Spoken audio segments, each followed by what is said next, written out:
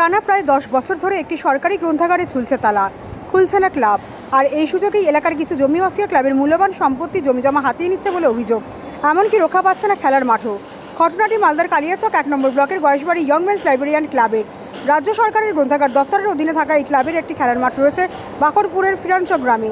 কিন্তু অতীতের এই সুবিশাল বড় খেলার মাঠটি ধীরে ধীরে ছোট হয়ে গিয়েছে। যেটুকু পড়ে রয়েছে মাঠের সেই অংশটুকু চারপাশে গজিয়ে উঠেছে ঘরবাড়ি। স্থানীয় কিছু দালাল ভুয়ো দলিলের মাধ্যমে কোটি টাকার এই মাঠ বিক্রি করে দিচ্ছে বলে অভিযোগ।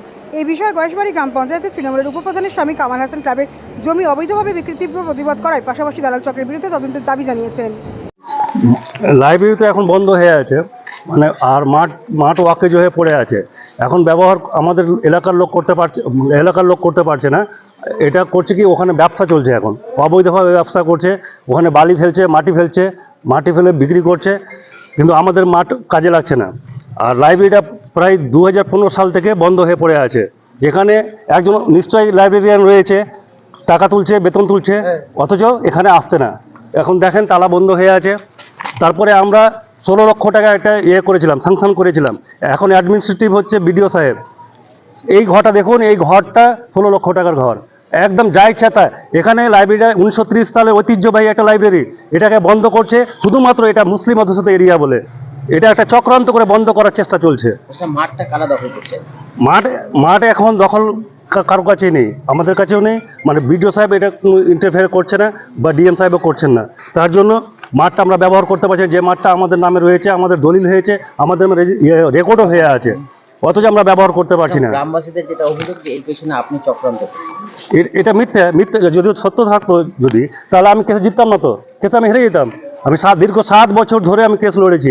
এখানে না কোনো পার্টির লোককে পেয়েছি সহযোগিতার জন্য, না গ্রামের লোককে। কিন্তু আমি গ্রামের লোকের স্বার্থে এগিয়ে চলেছি, এবং 7 বছর ধরে কেস লড়াই করার পরে আমি এই 18ই জুন 2022 সালে রায় বেরিয়েছে।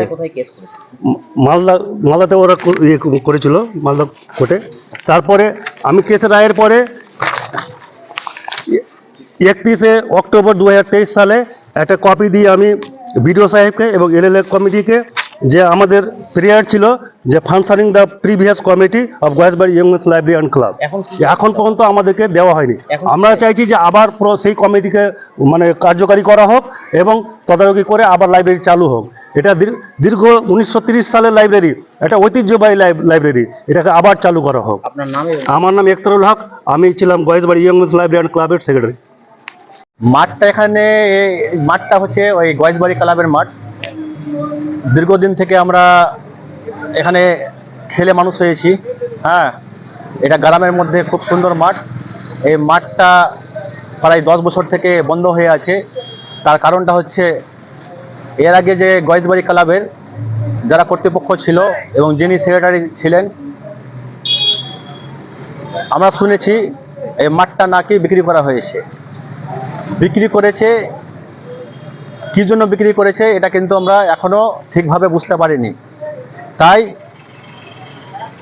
জেলা লাইব্রেরিয়ান ক্লাবের যিনি দায়িত্বে আছেন, ওনার কাছে আমাদের এলাকার বাসী হিসাবে একটা তদন্ত চাই যে মাঠ বিক্রি করার জন্য মাঝখানে যে একটা ডিল হয়েছে, এটা একটা বড়সড় দুর্নীতি। এই দুর্নীতির আমরা তদন্ত চাই। লিখিত আকারে কাউকে জানিয়েছেন? না, লিখিত আকারে জানাইনি।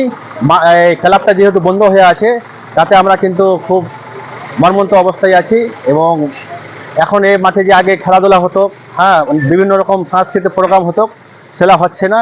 তাই আমরা কিন্তু প্রচুর মর্মান্ত। কিভাবে বুঝতে পারছেন যে মাঠ বিক্রি হয়ে যাচ্ছে, দখল হচ্ছে? না, এটা কিন্তু লিখিত একটা এই কেস হয়ে আছে, এবং কি একটা রেজুলেশনও সম্ভবত আমাদের মানে পাস করা আছে এই মাঠ বিক্রি করার জন্য।